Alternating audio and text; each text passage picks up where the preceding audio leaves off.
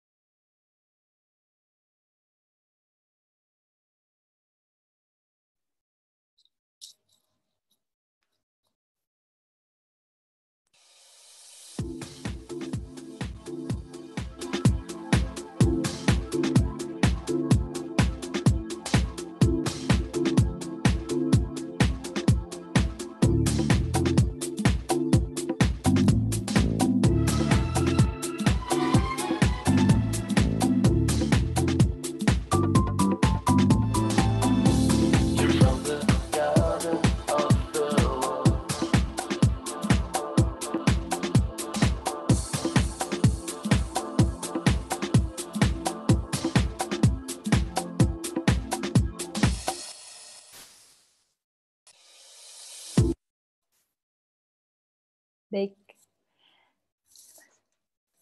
Selamat malam dan selamat datang di Weekly Zoominar Rise 1.0 Learning to Unlearn kepada para panelis. Selamat malam kepada para Bapak moderator dan juga narasumber kita pada malam hari ini. Dan juga kepada, saya lihat sih sekarang 259 peserta yang sudah bergabung di webinar ini. Selamat datang.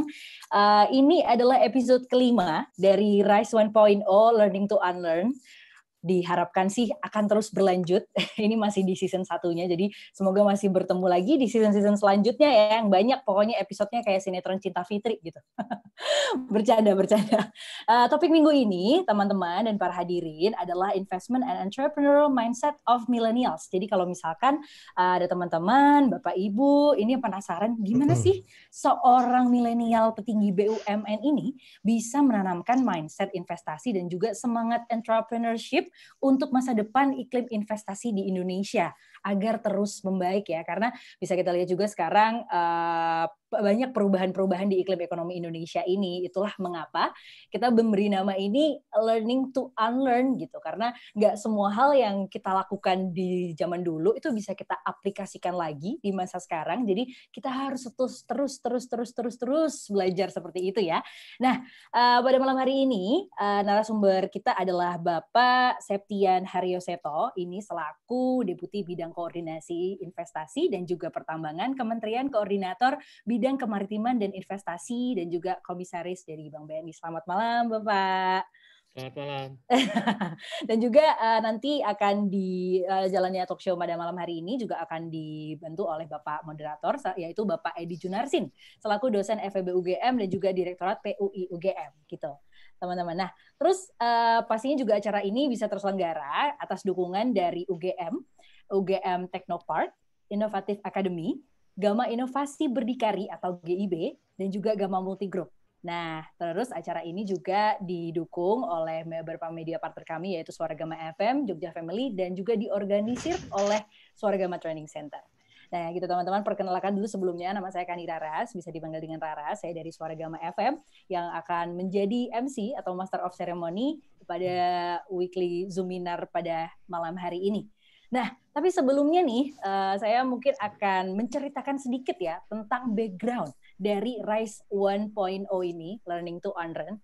Ini sebenarnya Rise ini adalah singkatan. Yang pertama, R-nya ini kita ambil dari kata resilience, di mana sebagai seorang entrepreneur itu kita harus tangguh terhadap perubahan-perubahan yang ada, bagaimana tetap berkompetisi secara sehat dengan entrepreneur yang lain ya, seperti itu.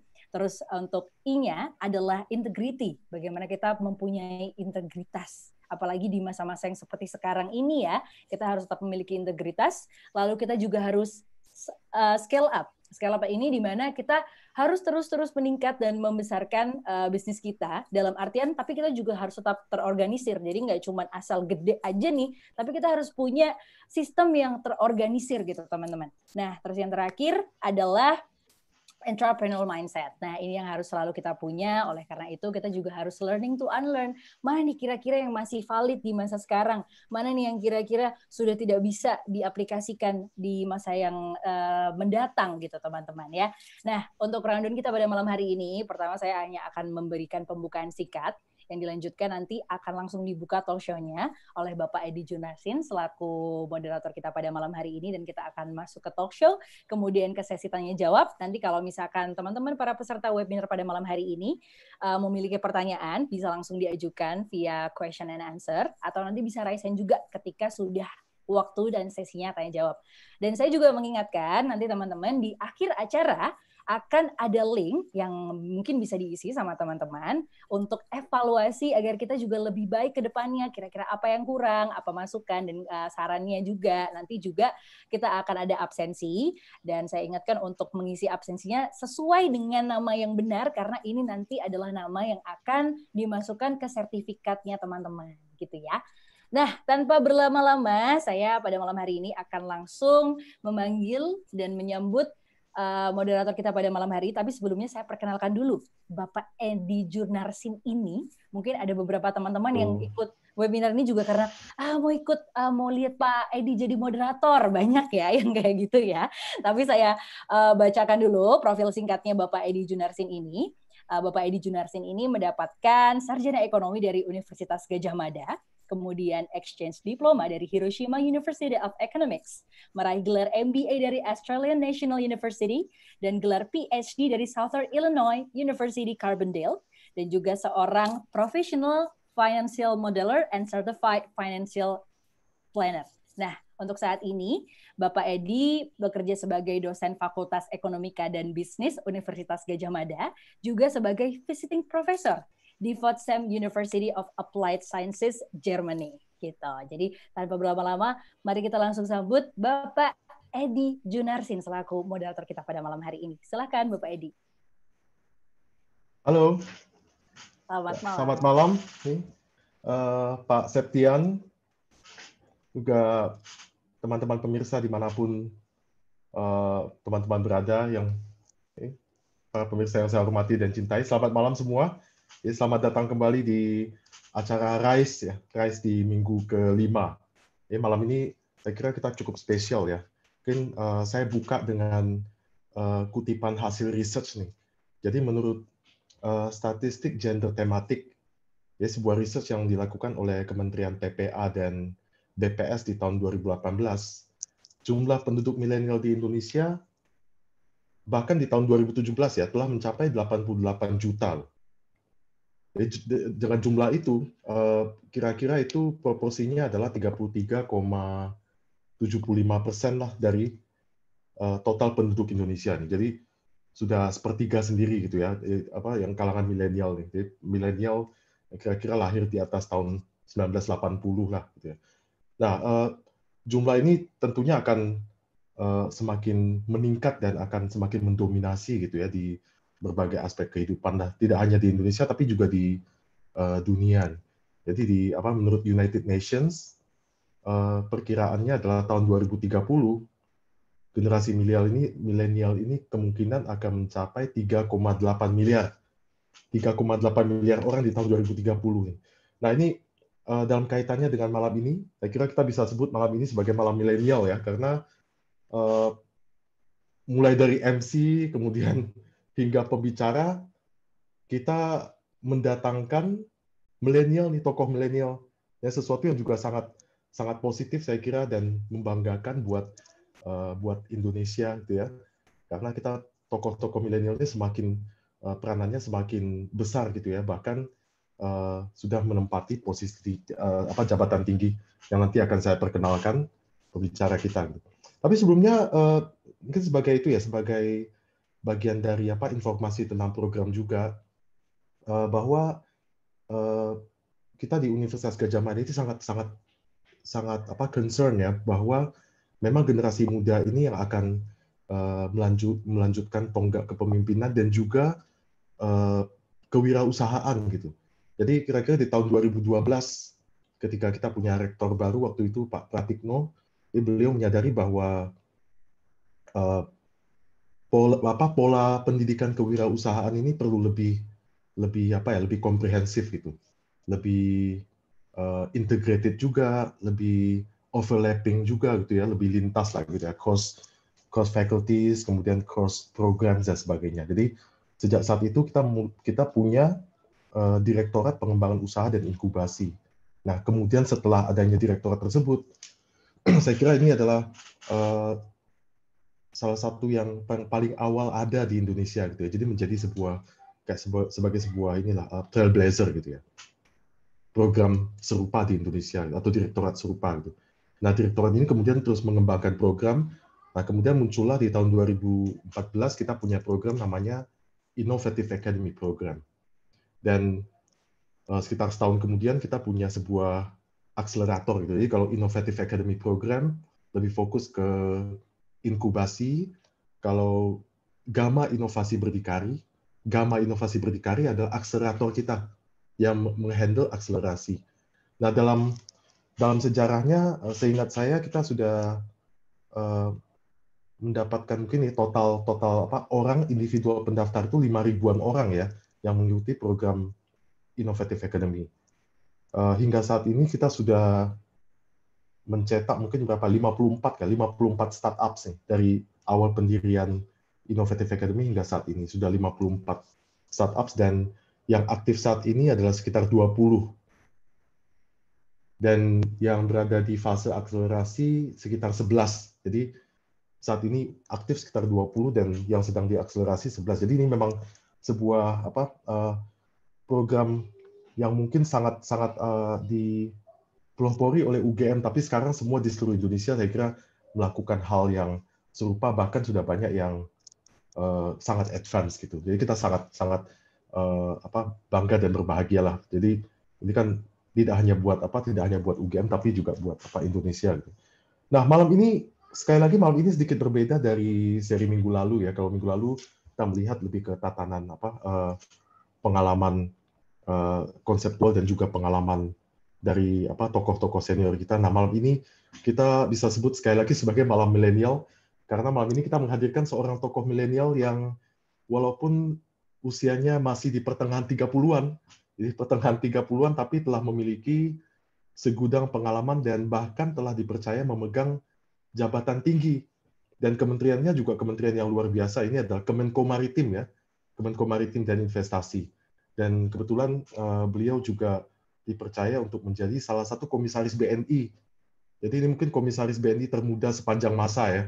Di pertengahan 30-an sudah menjadi. Jadi sekali lagi semoga malam ini dapat menjadi atau memberi inspirasi bagi generasi muda gitu ya, untuk terus berkembang dan juga menumbuh kembangkan semangat kewirausahaan. Nah, sebelum saya persilakan pembicara untuk menyampaikan paparan, ini saya ini perkenalkan sedikit. Ini Bapak Septian Haryoseto. Jadi Bapak Septian Haryoseto ini saya mulai dari educational background. Jadi Pak Septian ini lulus dari Fakultas Ekonomi Universitas Indonesia nih. Jadi FEUI. Nah, kita cukup berbangga juga di UGM ya, karena mungkin Pak Septian bahkan belum pernah menjadi belum menyempatkan diri untuk menjadi pembicara di UI, tapi bersedia untuk menjadi pembicara di UGM. Jadi kita sangat berterima kasih nih Pak Septian. Kebanggaan kita semua, lulusan UI, tapi kebanggaan bagi Indonesia ya. Dan kemudian meraih gelar master di Schema Business School. Schema Business School itu di Sophia Antipolis di France. Jadi salah satu tempat ya technological park ya. Jadi seperti Silicon Valley-nya Prancis lah, ya, Sophia Antipolis, jadi Schema Business School. Nah, pengalaman beliau ini banyak sekali gitu ya, kalau bisa saya ringkas. Sebelum tahun 2015, beliau banyak di private ya, mulai dari PricewaterhouseCoopers, kemudian di perusahaan batu bara ya, perusahaan pertambangan, menjadi corporate finance manager. Nah, mulai tahun 2015 beliau mulai membantu di pemerintahan, mulai dari menjadi salah satu direktur di KSP, ya, kantor staf presiden ya, tahun 2015. Kemudian sejak tahun 2015 hingga 2018 ya, atau 2019 ini menjadi staf ahli Menko Maritim, dan waktu itu Menko Maritim namanya. Yang periode Jokowi yang pertama namanya Kemenko Maritim, jadi staf ahli. Nah, mulai tahun 2020 beliau menjadi deputi. Jadi deputi bidang investasi dan koordinasi pertambangan. Jadi deputi itu berarti langsung di bawah menteri. Jadi deputinya Menko Maritim ya, deputinya Pak Luhut. Nah, di bidang korporasi beliau juga adalah komisaris BNI juga mulai tahun 2020. Oke, jadi luar biasa malam ini kita sangat senang ya bisa mendatangkan Pak Septian. Nah, tanpa menunda lebih lama lagi, mungkin saya persilakan Pak Septian mungkin untuk menyampaikan mungkin paparan. Silakan Pak Septian, terima kasih. Ya, terima kasih Pak Edi, teman-teman semua dari Rise 1.0, dari UGM, dan tentu saja para peserta yang hadir ya dalam webinar kita pada malam hari ini. Ini suatu kehormatan saya diundang oleh UGM. Tentu saja saya tidak bisa menolak karena istri saya juga lulusan UGM, akuntansi UGM tahun 2003. Jadi ya kalau sudah perintah istri kita harus laksanakan. Jadi Terima kasih sekali lagi saya diundang. Jadi pada kesempatan kali ini saya ingin berbicara agak cukup komprehensif ya. Jadi pertama saya ingin melihat bagaimana sih sebenarnya ekonomi Indonesia saat ini, trennya ke depan, dan kira-kira dari COVID ini apakah ada perubahan fundamental terhadap nanti cara kita berbisnis, pilihan investasi, dan tentu saja struktur ekonomi nanti secara keseluruhan ya. Jadi saya pikir itu nanti mungkin saya agak minta sedikit waktu sekitar 15-20 menit untuk bicara soal ini. Nanti kemudian di akhir saya juga agak bicara spesifik mengenai investasi-investasi di sektor startup yang terus terang saya juga banyak terlibat. Lalu kemudian yang tidak kalah penting juga apa program dari pemerintah terutama nanti untuk membantu sektor UMKM yang terkena dampak dari COVID ini ya. Langsung saja.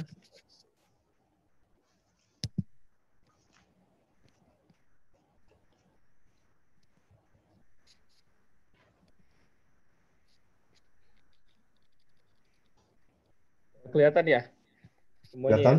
Kelihatan? Ya, oke. Jadi kalau yang kita lihat dulu sebenarnya gimana sih kondisi COVID secara keseluruhan ya di Indonesia ya.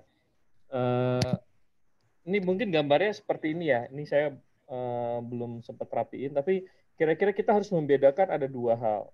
Kalau yang diumumkan di setiap jam 3 itu adalah total kasusnya. Total kasusnya kita sekarang mungkin sudah mencapai 70.000 ya, 70.000 lebih sedikit. Dan hari ini juga cukup banyak yang terkena karena ada satu klaster di Jawa Barat itu secapa ya setelah calon perwira itu jumlahnya terkena cukup banyak. Tapi sebenarnya kalau kita mau lebih spesifik dan lebih detail, kita harus melihat active case-nya. Active case ini adalah orang yang sebenarnya masih sakit ya. Itu sebenarnya tinggal sisanya kira-kira 35.000 kurang. Artinya dari total akumulatif yang sudah terkena 70.000, setengah itu sebenarnya sudah sembuh. Gitu. Jadi ini juga harus dilihat supaya ya kita tidak salah gitu. Wah ini jumlah kasusnya 70.000 sudah banyak nggak? Kita harus melihat sebenarnya jumlah active case-nya. Active case-nya itu adalah jumlah orang yang sakit. Jadi kalau kita lihat trennya sih sebenarnya juga meningkat cukup signifikan gitu ya. Jadi saya pikir ini juga masyarakat juga perlu tahu. Memang kita saya lihat dalam seminggu terakhir penambahan kasusnya cukup tinggi, tapi nanti kita bisa lihat di beberapa provinsi jumlah orang yang sembuhnya pun juga cukup banyak gitu. Jadi kondisi nasional seperti ini. Nah kalau kita lihat masing-masing provinsi di Jawa, saya hanya ambil di Jawa karena sebagian besar kasusnya ada di sini. Di Jakarta yang biru ini, yang saya ikuti pakai kursor saya, yang biru ini adalah jumlah active case, jadi jumlah orang yang masih sakit. Jadi orang yang sembuh dan orang yang meninggal itu dikeluarkan. Yang merah ini adalah jumlah orang yang sembuhnya nih. Ini rata-rata 7 hari. Jadi kita bikin rata-rata setiap 7 hari ke belakang, itu kita update berapa sih jumlah yang sembuh. Nah, yang hitam ini adalah jumlah rata-rata 7 hari penambahan kasus setiap harinya. Nah, yang kuning ini yang bar, ini adalah data penambahan per harinya. Jadi kalau kita lihat, di sini sebenarnya di DKI dari semenjak akhir Mei, itu trennya sih menurun. Walaupun sempat agak naik di pertengahan Juni kemarin, tapi kemudian ini trennya turun. Ini banyak didrive oleh kalau kita lihat jumlah orang yang sembuh itu meningkat. Artinya penanganan terhadap orang-orang yang terkena COVID ini sudah semakin baik. Jadi recovery rate-nya kita lihat meningkat. Nah kalau dilihat dari beberapa provinsi yang lain ya, memang di Jawa Timur ini saya pikir ini satu hotspot. Saya pikir nanti dari pemerintah dalam minggu-minggu depan akan mengambil langkah yang lebih tegas, pemerintah pusat terkait dengan Jawa Timur. Jawa Barat ini juga naik, kalau kita lihat semenjak akhir Juni, Jawa Timur, kalau kita lihat semenjak habis Lebaran, Banten ini trennya menurun, dan terus terang saya sangat salut sama Jogja ya, karena kalau dilihat Jogja itu dari pertengahan Mei sebenarnya mereka kasusnya itu sudah menurun signifikan gitu. Jadi kalau dibilang dua provinsi terbaik di Indonesia dalam hal penanganan COVID, saya rasa Yogyakarta dan satu lagi Sumatera Barat sebenarnya. Jadi kalau Jogja di Jawa ya bersama dengan Banten lah yang kita lihat tren kasusnya sebenarnya cukup baik. Jadi Kira-kira seperti itu, Mas Edi ya. Jadi kita tidak bisa hanya melihat total kasusnya, tapi kita harus melihat jumlah aktifnya, aktivitas orang yang masih sakitnya ini sebenarnya berapa sih gitu. Karena dari situ kita lihat berapa orang yang sembuh, segala macam, itu akan kelihatan dari situ. Jadi bottom line-nya saya lihat sih penanganan dalam hal orang yang sakit ini semakin baik karena dilihat dari recovery rate-nya yang semakin meningkat. Nah, ini yang satu yang cukup signifikan ketika kita awal itu adalah ini kan pertama kali terkena di Tiongkok ya, di Wuhan ya, kemudian sampai ada lockdown satu negara. Itu dampak ekonominya terus terang sangat terasa ke Indonesia sampai dengan di kuartal pertama akhir atau di awal kuartal kedua, sekitar bulan Maret sampai bulan Mei. Kenapa? Karena pada waktu itu akibat lockdown banyak supply chain-nya nggak bisa masuk. Jadi ada barang-barang yang harus kita impor dari Cina nggak bisa dikirim, terus kita mau ekspor juga susah. Jadi dampak terhadap ekonominya sangat signifikan pada waktu itu. Nah, ini kenapa tidak hanya ke Indonesia ya, tapi ke seluruh dunia. Karena kita lihat sebenarnya Cina itu mau nggak mau ya, orang bilang ini komunis atau segala macam, dia itu udah kekuatan ekonomi nomor 2 terbesar di dunia, yang tidak bisa diabaikan oleh satu negara pun di dunia. Jadi kalau kita lihat indikator trade openness ya, trade openness itu artinya jumlah ekspor ditambah impor dari satu negara dibagi terhadap total PDB mereka. Ini untuk menunjukkan seberapa besar sih sebenarnya pengaruh negara tersebut terhadap perekonomian dunia gitu. Ini angka Cina tuh gede sekali. Ini di 2018 38%, di Amerika hanya 27% gitu ya. Nah kalau kita lihat trade-nya, surplus defisitnya di ASEAN dengan Cina dan Amerika, lalu kalau kita lihat kita terus terang paling besar nih, kedua terbesar, ketiga terbesar ya defisitnya dengan Cina ya, setelah Thailand dan Vietnam. Kalau kita lihat surplusnya ke Amerika, kita justru masih surplus gitu. Jadi kalau kita lihat di sini tadi penekanannya ya memang kita harus punya hubungan ekonomi dengan Cina karena mau nggak mau pasar mereka di sana sangat besar, ekonominya juga udah nomor 2 terbesar.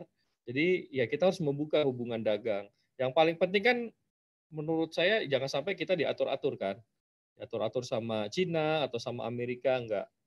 Jadi saya pikir itu yang paling penting dan saya tidak melihat ada indikasi itu sekarang di kita gitu.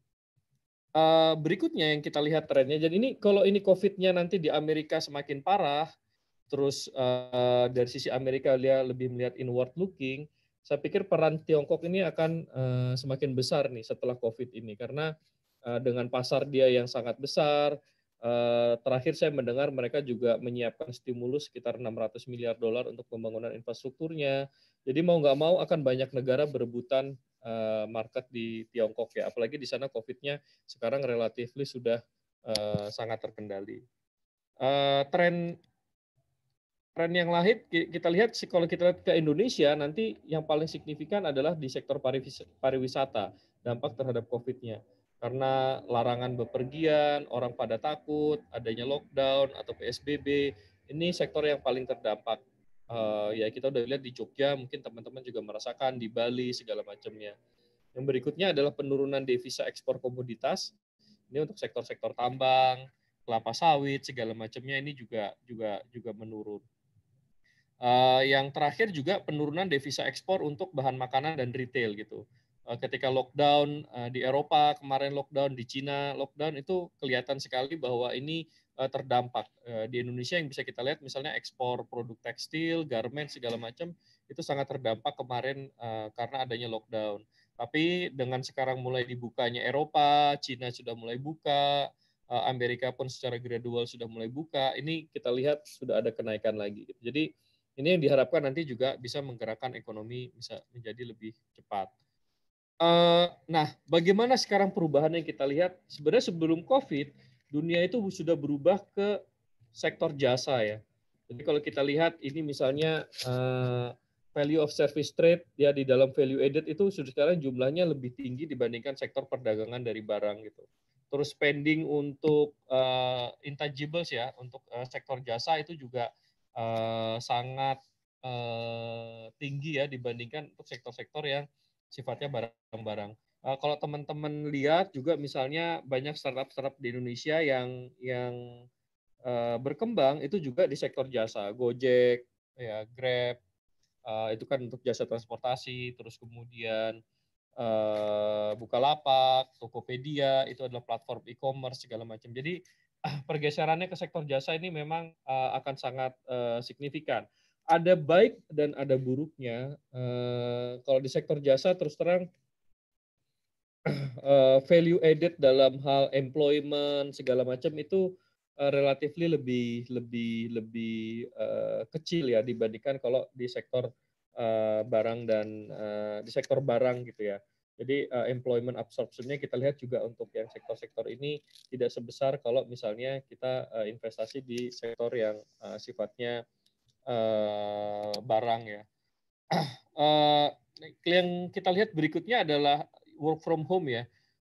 Saya juga udah banyak ketemu dengan beberapa pengusaha di Indonesia, mereka bilang kayaknya bisa nih kita lanjutin work from home-nya gitu, karena staff-staffnya mereka ternyata bisa produktif juga, kerja dari rumah segala macam. Nah ini juga salah satu tren yang akan kita lihat mungkin juga akan merubah cukup signifikan nanti landscape gimana orang bekerja. Dampaknya akan sangat signifikan ketika orang work from home. Satu, berarti ya mungkin kebutuhan transportasi akan berkurang, ya kan? Terus kemudian ya mungkin orang-orang datang ke restoran mungkin akan lebih sedikit karena kan dia mungkin bisa masak di rumah atau order lewat GoFood ya atau GrabFood. Otomatis ketika dia order lewat GoFood dan GrabFood, otomatis akan terjadi migrasi nanti restoran-restoran akan banyak yang pindah ke platform-platform digital seperti ini. Akibatnya nanti apa? Mall, terus kemudian toko-toko segala macam, ya mungkin nggak perlu lagi punya toko fisik gitu, mereka cuma perlu punya dapur aja. Nah ini nanti yang kita perlu cermati trennya, tapi kalau saya diskusi dengan beberapa unicorn-unicorn yang ada, mereka melihat proses digitalisasi yang harusnya terjadi dalam 2-3 tahun ke depan, ini sekarang bisa terjadi dalam 2-3 bulan karena adanya COVID ini. Satu indikator yang saya lihat sebenarnya trennya cukup signifikan adalah satu program yang didorong oleh Pak Luhut itu adalah digitalisasi UMKM. Jadi semenjak awal Mei kita mendorong UMKM itu untuk go digital. Nah dari pertengahan Mei sampai sekarang itu sudah ada 1 juta UMKM yang terdaftar baru di platform-platform e-commerce yang ada. Kalau kita ngomong sama Traveloka, Bukalapak, Shopee, Tokopedia, segala macam, mereka bilang, ya ini Pak penambahannya sangat signifikan. Jadi ini udah ada kelihatan pergeseran dari sektor-sektor UMKM. Targetnya kita sebenarnya sampai akhir tahun ini ada 2 juta. Tapi hanya dalam 1,5 bulan ini sudah bisa mencapai 1 juta, sepertinya ini akan kita revisi. Nanti di belakang kita akan jelaskan lagi apa aja dukungan yang akan kita berikan untuk sektor UMKM ini. Dampaknya, kalau kita lihat kepada perekonomian Indonesia dan kita bandingkan dengan negara-negara lain, sebenarnya cukup signifikan ya, pertumbuhan ekonomi turun ke 2,97%. Di negara-negara lain, kalau misalnya teman-teman lihat di chart ini, Cina di kuartal pertama kemarin bahkan negatif hampir 6,8%, Singapura negatif 2,2%, Korea Selatan hanya positif 1,3%, Taiwan 1,5%, Vietnam agak sedikit lebih tinggi dibandingkan kita 3,8%, tapi artinya dampak COVID ini sangat signifikan terhadap perekonomian di seluruh dunia ya. Jadi tidak hanya Indonesia. Saya pikir relatif masih cukup baik karena sektor domestik kita masih tumbuh cukup signifikan gitu ya. Artinya kekuatan daya beli domestiknya masih cukup baik. Memang nanti pertanyaannya di kuartal kedua seperti apa? Di kuartal kedua karena itu PSBB-nya sudah mulai banyak, kita akan melihat pertumbuhan ekonomi di kuartal kedua ini bisa negatif. Terus kemudian akan recover di kuartal ketiga dan keempat tahun ini. Apa aja sektor-sektor yang berkontribusi terhadap penurunan PDB di kuartal pertama? Kalau bisa dilihat di sini ada 6 sektor di dalam struktur PDB kita. Yang pertama itu adalah industri. Industri ini cukup signifikan karena satu kemarin demand-nya di Cina juga kita sempat nggak bisa ekspor, terus impornya juga sulit. Ini sektor industri pengolahan terkena. Perdagangan besar juga turun cukup signifikan dari 4,2% di kuartal keempat jadi 1,6. Yang paling signifikan juga ini sektor konstruksi dari 5,8 jadi 2,9. Jadi dampaknya cukup signifikan terutama untuk sektor-sektor perdagangan, pariwisata ya, pariwisata terus kemudian sektor industri ini cukup signifikan. Jadi nanti desain pemulihan ekonomi yang nanti akan saya jelaskan di slide berikutnya ini akan berfokus dan mengarah terhadap hal-hal seperti ini. Nah ini totalnya. Ini kira-kira saya belum dapat angka terakhirnya, kira-kira sampai dengan 2 minggu lalu total stimulus yang akan diberikan untuk penanganan COVID ini mencapai sekitar 695 triliun. Ini bisa dilihat kesehatan, ini untuk penanganan COVID secara langsung, perlindungan sosial, ini untuk bansos-bansos, insentif usaha, ini tadi yang pembebasan pajak, segala macamnya. Yang sektor UMKM ini cukup signifikan, 123 triliun, nanti saya akan jelaskan detailnya. Terus juga sektor usaha ya, perusahaan-perusahaan yang besar, korporasi, ini kita sebenarnya masih formulasikan, angkanya kemungkinan besar akan cukup signifikan meningkat. Dan yang terakhir juga sektoral dan Pemda. Sektoral dan Pemda ini kita fokus untuk program-program padat karya dari kementerian dan lembaga, terus insentif perumahan, untuk sektor pariwisata ini juga kita coba berikan insentif. Saya pikir seperti ini kira-kira desainnya. Yang saya hanya tunjukkan di sini adalah bantuan sosial. Jadi salah satu upaya untuk kita menggerakkan ekonomi adalah untuk meningkatkan daya beli dari masyarakat-masyarakat yang kelas bawah. Ini membutuhkan ya. Kira-kira ini mengcover sekitar 40% dari keluarga 4% keluarga berpendapatan terendah di Indonesia. Coverage-nya itu ada sekitar 29 juta keluarga ya. Ini dari program Keluarga Harapan, ada kartu sembako, diskon listrik, bansos tunai, bansos sembako, BLT, kartu prakerja. Nah ini pencairan di tahap 1 sudah relatif cukup masif. Di tahap 2 ini Presiden sudah menyampaikan bahwa seluruh program ini nanti akan diberikan dalam bentuk tunai. Jadi tidak lagi misalnya sembako ataupun dalam bentuk yang non tunai lain, semuanya akan dikonvert ke tunai. Sehingga nanti itu akan mendorong sektor perdagangannya di lebih baik gitu. Jadi karena orang punya duit, bisa belanja segala macam dibandingkan kalau mereka diberikan sembako dan yang lain-lain. Ini kira-kira bansosnya, kita sangat concern soal ini karena ini terus terang salah satu yang akan menggerakkan ekonomi kita terutama di masyarakat kelas bawah. Nah, strategi utama pemerintah sebenarnya kita bisa lihat. Jadi kalau nanti tadi ya kita sudah sampaikan program stimulusnya hampir 700 triliun. Jadi untuk 2020 yang akan menjadi pendorong ekonomi paling besar itu adalah belanja pemerintah. Jadi ini akan sangat besar-besaran. Karena kenapa pemerintah itu harus di depan belanjanya? Karena perusahaan mereka masih terdampak COVID, UMKM masih terdampak COVID. Terus masyarakat yang daya beli mungkin ada yang kena PHK segala macam juga akhirnya kemampuan daya belinya menurun. Jadi pemerintah yang harus di depan untuk melakukan belanja dan mendorong perekonomian. Karena ketika misalnya nanti pemerintah investasi ataupun memberikan bansos, kan masyarakat jadi punya uang. Masyarakat punya uang, dia bisa belanja. Belanja akhirnya menggerakkan sektor usahanya segala macam. Jadi rodanya ini harus diputar oleh pemerintah gitu. Tapi kita juga harus sadar bahwa pemerintah memiliki keterbatasan. Keterbatasan dalam hal apa? Dalam hal anggaran. Kita tidak seperti Amerika yang bisa mencetak dolar gitu ya seenaknya tanpa nanti mempengaruhi inflasi, tanpa nanti mempengaruhi struktur perekonomian secara keseluruhan gitu. Jadi ini ada keterbatasan dari sisi pemerintah karena fiskal capacity kita tidak seperti mungkin Amerika ya. Jadi sebagian besar defisit ini pemerintah juga harus menerbitkan surat utang ke Bank Indonesia gitu. Jadi ini kan juga salah satu constraint-nya. Jadi yang akan kita dorong setelah pemerintah menggelontorkan APBN di tahun 2020 ini adalah sektor swasta, terutama dari sisi investasinya. Kita dorong investasinya sektor swasta itu untuk bisa masuk, baik dari dalam negeri maupun dari luar negeri. Salah satu kuncinya adalah di Omnibus Law-nya ini. Kenapa? Karena Omnibus Law ini banyak kita menyederhanakan aturan-aturan yang selama ini menjadi keluhan bagi para pengusaha ataupun di sektor UMKM. Misalnya soal tenaga kerja segala macam.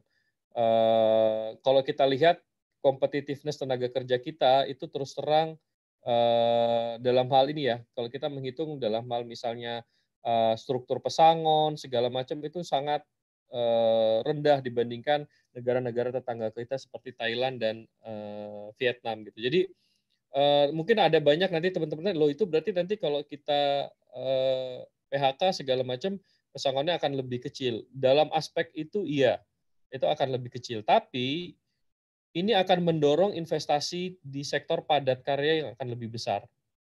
Jadi nanti akan lebih banyak terbuka tenaga kerja, lapangan pekerjaan di sektor ini gitu. Jadi ini juga saya pikir belum banyak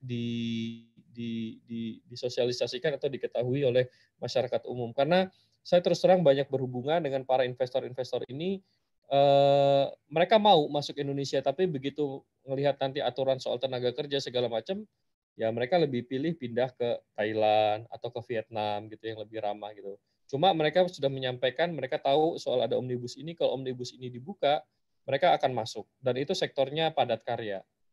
Apa implikasinya kalau misalnya ini tidak dilakukan? Ya, yang masuk akan lebih ke padat modal nanti. Artinya ya mereka lebih suka, ya udah saya invest di mesin aja.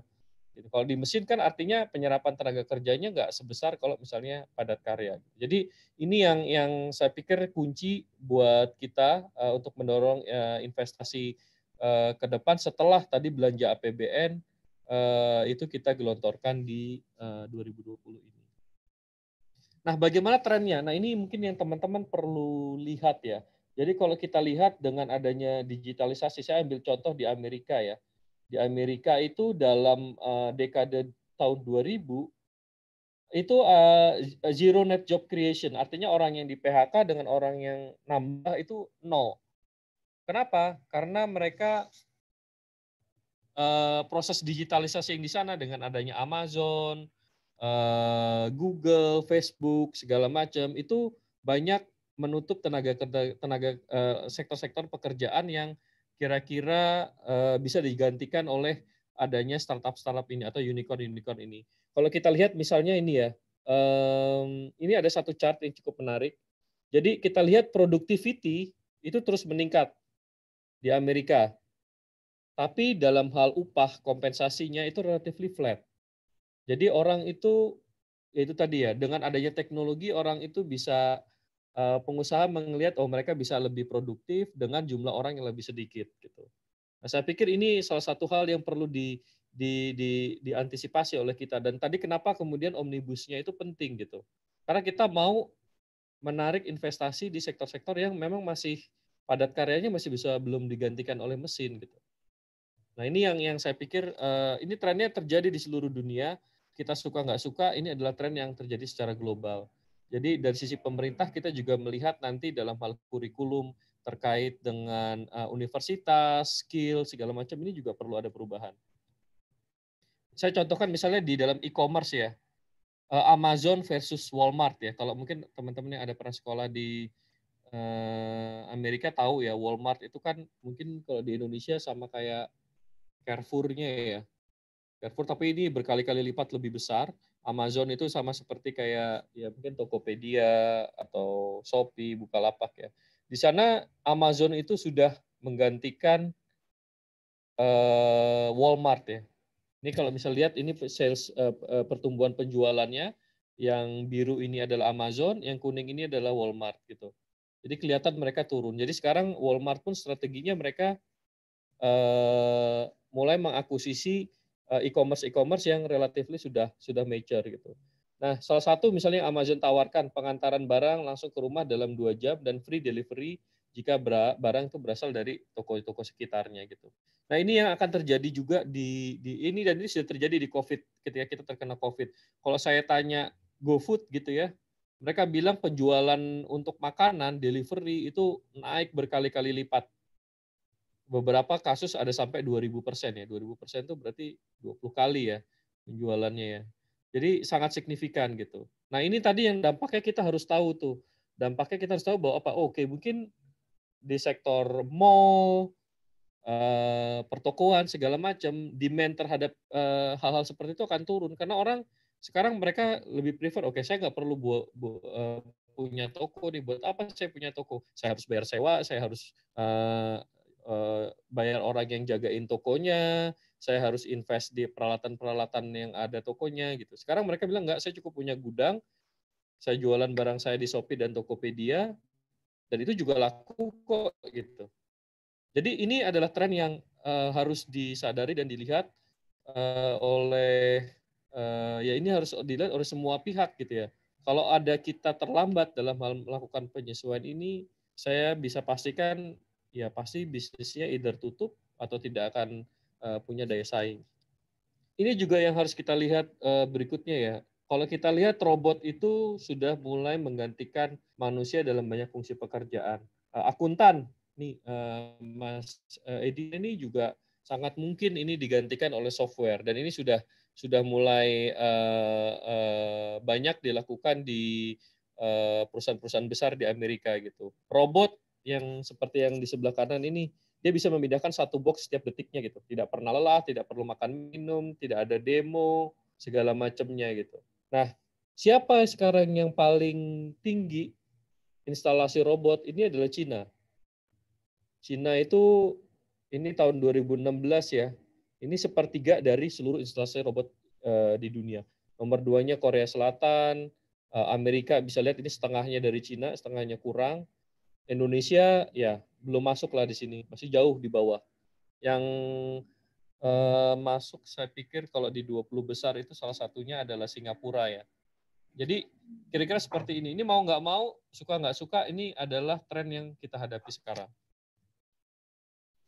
Nah, sekarang kita bisa bicara peluangnya ya. Kalau kita lihat di ASEAN, itu kita punya peluang yang sangat besar dalam bidang ekonomi digital.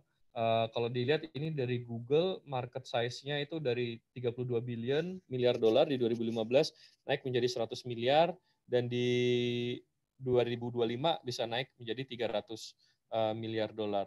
Jadi ini adalah tren yang saya pikir sangat baik dan ini kemudian mendorong pertumbuhan startup di Indonesia ataupun di regional.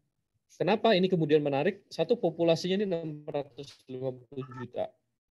Di mana dari 650 juta, sekitar 267 itu ada di Indonesia. Ya. Terus 90% dari masyarakat yang di bawah 30 tahun itu memiliki akses internet. Jadi ini ya salah satu yang mendorong Ngapain Bang Feni? Ininya kita menjadi lebih ASEAN ini menjadi sangat potensial. Nah, kalau kita lihat lebih detail ya dalam hal startup dan funding, Indonesia tuh relatively jumlah startupnya memang lebih sedikit dibandingkan Malaysia, tapi fundingnya itu cukup besar. Ini kalau di tahun, saya pikir ini tahun 2017 atau 18, ini mencapai sekitar 4,5 miliar dolar. Kita memang masih kalah dibanding Singapura, tapi saya rasa Singapura ini sebagian besar juga Indonesia karena di sana ada Grab. Grab itu mungkin sekitar 70% itu bisnisnya juga di Indonesia walaupun itu startup dari Singapura. Dan beberapa startup dari Indonesia juga memiliki headquarter ya atau bukan headquarter ya induk yang di setup di Singapura, tapi bisnisnya di Indonesia. Nah, kalau dilihat dari ekonomi digitalnya, ya, potensi di Indonesia juga salah satu yang paling besar lah dibandingkan negara-negara lain. Oleh karena itu, makanya tidak heran ya Alibaba, Tencent gitu ya, TikTok segala macam memang mengincar Indonesia karena ini adalah pasar yang sangat besar. Jadi tergantung nanti bagaimana kita startup yang nasional ini bisa compete dan bersaing dengan mereka gitu. Kalau dilihat untuk kondisi terus terang Jabodetabek ini adalah yang paling mereka melihat kondisi paling kondusif lah untuk startup ya. Terus kemudian Jogja saya pikir ini digabung sama Jawa Tengah nomor 3 ya. Agak di belakang malah nih nomor ininya. Karena dia hanya 21,88%, Jabodetabek 37, bahkan di Bali bisa lebih tinggi ya. Jadi ini saya pikir satu hal yang perlu dilihat. Apa sih ekosistem yang dibutuhkan? Saya pikir satu adalah kampus ya. Kampus itu sangat penting untuk menumbuhkan ekosistem digital. karena ini adalah salah satu sumber startup yang ada. Yang kedua itu adalah tentu saja penetrasi internet, akses untuk internet ini juga sangat penting. Dua faktor itu. Yang ketiga mungkin regulasi dari sisi daerah ya, yang untuk mendukung terkait dengan hal ini. Jogja saya pikir sangat kompetitif. Saya tahu banyak teman-teman saya yang dari Jogja juga founder-founder startup, terutama kemampuan mereka dalam programming segala macam ini sangat baik. Ini adalah beberapa startup yang kalau kita lihat valuation-nya ya, yang sudah di unicorn.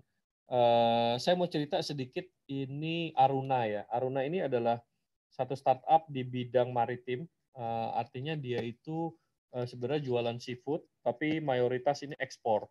Jadi dulu ceritanya di 2015, waktu Pak Luhut masih di kantor staf presiden, kita mengadakan hackathon ya. Nah, Aruna ini adalah salah satu pemenangnya.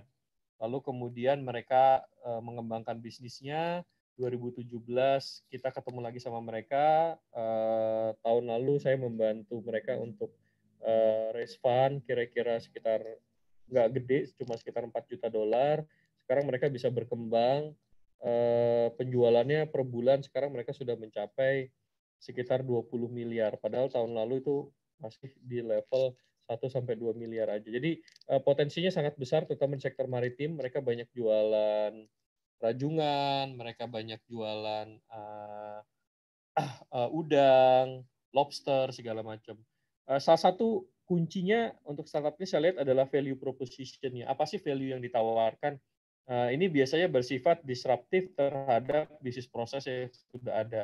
Yang dilakukan Aruna, kalau Bapak Ibu tahu yang mungkin bergerak di bidang penjualan seafood, biasanya kan dari nelayan sampai ke customer itu kan tangannya panjang ya. Ada tengkulak di level desa, terus kemudian di level kabupaten, dari kabupaten kemudian naik ke provinsi, provinsi kemudian baru dikirim ke pabrik. Nah, sama Aruna ini dipotong berapa jalur. Jadi mereka beli langsung dari nelayan, diolah, terus kemudian langsung dikirim ke pabrik untuk kemudian diekspor. Jadi value proposition-nya harus jelas. Apa sih yang ditawarkan gitu. Sekarang yang mau masuk ke Aruna, venture capital itu berebut. Justru saya sampaikan kepada mereka, harus ada value yang ditawarkan oleh venture capital ini selain uang gitu. Kalau uang sih kita bisa cari, nggak susah lah ininya gitu. Tapi apa sih yang ditawarkan oleh pemegang saham gitu ketika mereka masuk ke Aruna?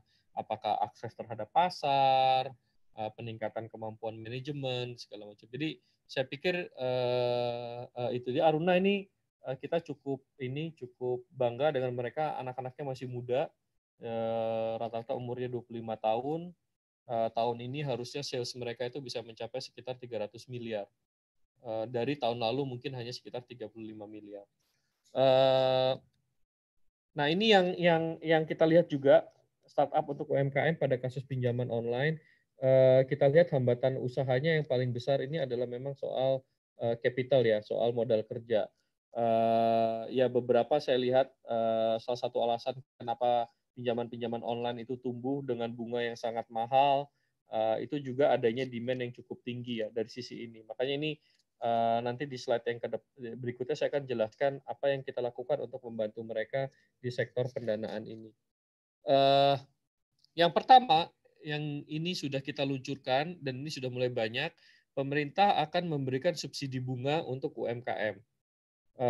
Anggaran yang disediakan itu sekitar 35 triliun untuk 60,6 juta debitur ya. Ini satu UMKM tentunya bisa punya lebih dari satu pinjaman, bisa di beberapa bank. Nah, ini kita lihat account banknya. Jadi cukup besar dampaknya. Jadi selain kita subsidi bunga, mereka juga kita kasih kesempatan untuk ditunda pembayaran pokoknya.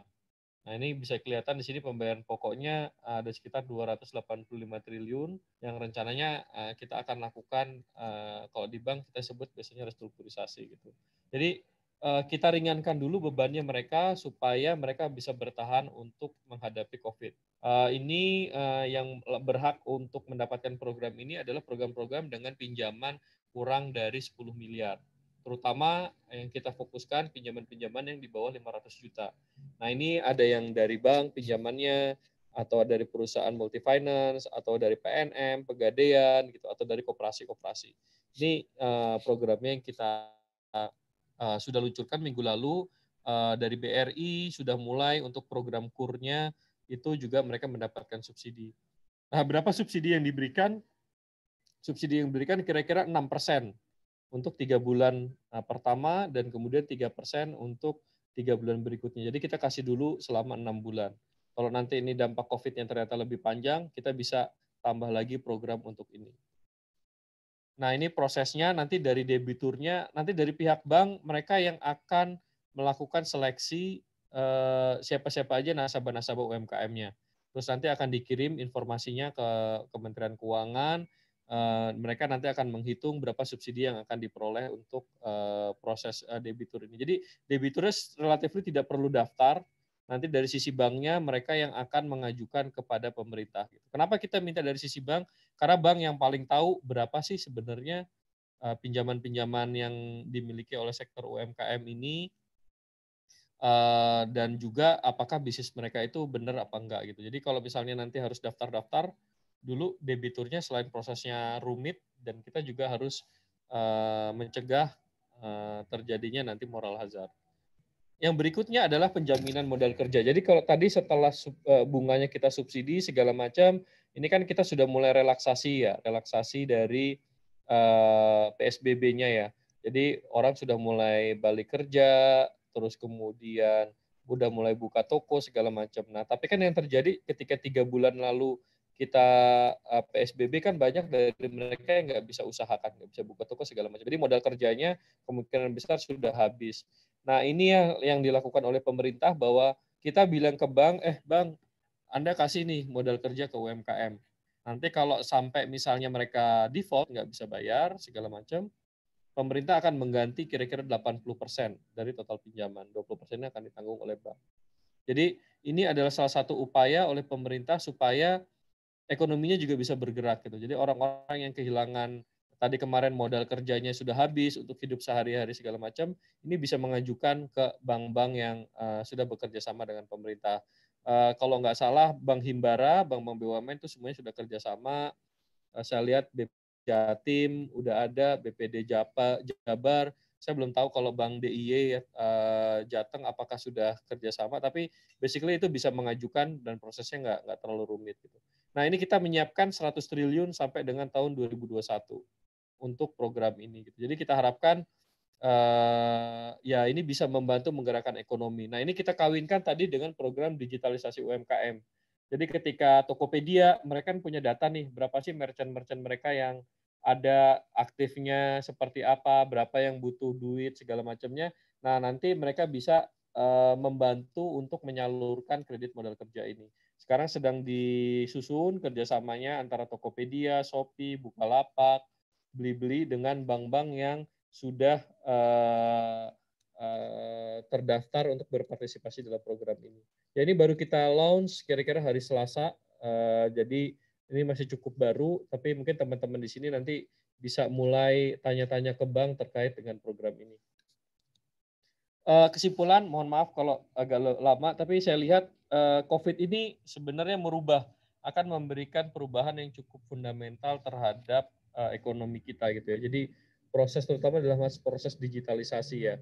Jadi ketika kita berpikir bahwa mungkin ini peningkatan 1 juta UMKM untuk ke e-commerce, kalau dalam kondisi normal mungkin butuh waktu 2-3 tahun, sekarang dalam waktu 1,5 bulan itu sudah terjadi gitu. Terus ada perubahan cara orang bekerja, perubahan cara orang travel, segala macam. Ini juga akan mempengaruhi nanti sektor-sektor usaha lain. Gitu. Jadi harus ada penyesuaian tentunya dari para pelaku usaha terkait dengan dampak dari COVID ini. Salah satu yang kita lihat dan sudah cukup signifikan adalah bagaimana digitalisasi itu orang platformnya lewat e-commerce segala macam ini mengalami peningkatan yang signifikan.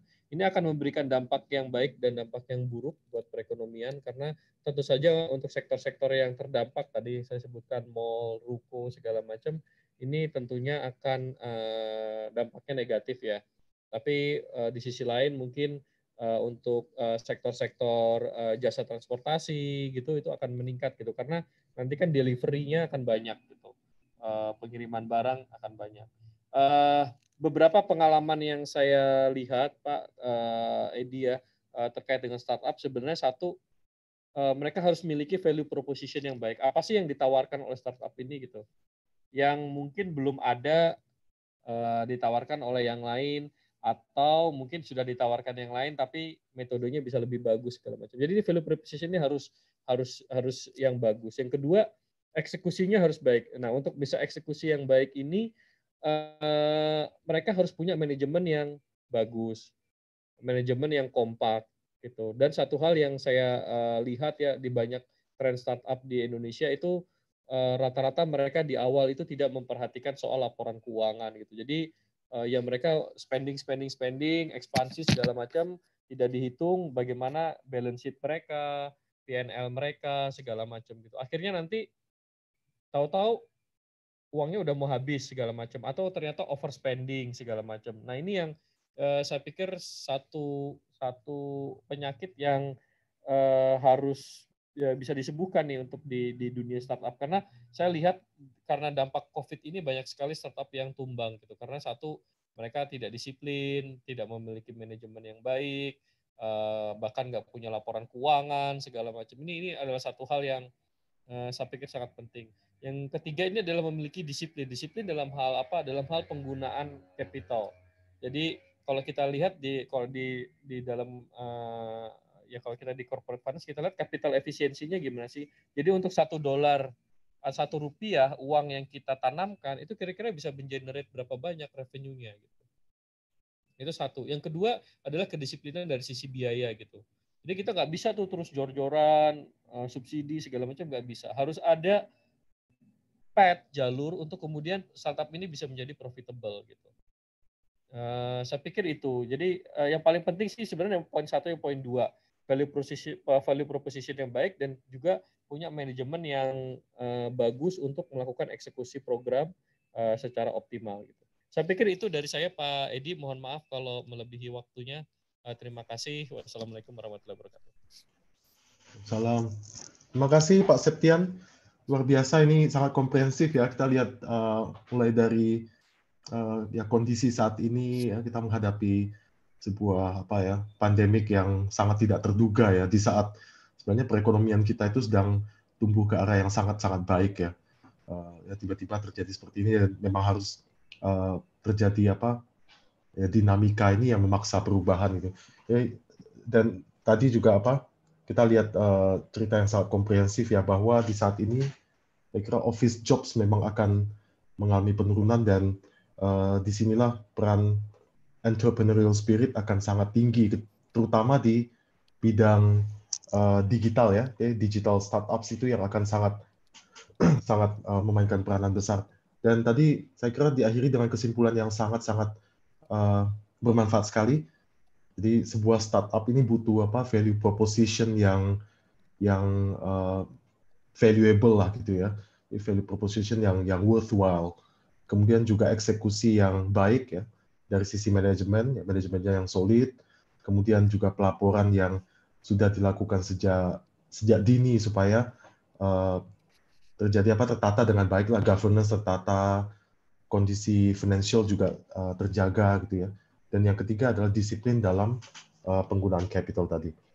Ini saya kira ini sesi yang kita tunggu-tunggu, yaitu tanya jawab ya. Mungkin saya mulai dulu Pak Septian. Ini kita melihat pemerintah kan melakukan upaya yang luar biasa gitu ya, dari berbagai kementerian, bahkan di lembaga-lembaga seperti Bursa Efek, kemudian OJK, BI, dan semua lembaga lain juga melakukan upaya untuk mengembangkan entrepreneurship nih, mengembangkan startup dan lain-lain. Nah, di level pemerintah pusat dan daerah maupun pusat ya, tapi terutama dalam konteks ini mungkin pusat ya. Apakah ada sebuah concerted effort nggak antar kementerian dan misalnya di level Kemenko atau di level presiden gitu? Karena ini kan upaya yang dilakukan kementerian ini walaupun bagus-bagus, tapi mungkin overlapping dan yang gimana ya? Mungkin tidak terintegrasi dengan baik gitu. Gimana nih Pak Septian? Ya, terima kasih Pak Edi. Jadi kalau saya lihat sih gini ya, kita harus lihat satu, apakah sektor ini perlu kita atur secara berlebihan apa enggak gitu. Apakah kita cukup taruh rambu-rambunya, ya udah Habis itu Anda bisa bermain di rambu-rambu ini. Gitu. Saya pikir kalau untuk startup, saya sih cenderung saya tidak melihat kita perlu atur ini secara eksesif ya. Maksudnya eksesif itu kalau kita ngomong mungkin sektor perbankan itu kan very heavy regulated ya. Diatur detail, ini boleh, ini nggak boleh segala macam. Kalau untuk startup, e-commerce segala macam ini harusnya kita tidak perlu atur sampai serigid itu gitu.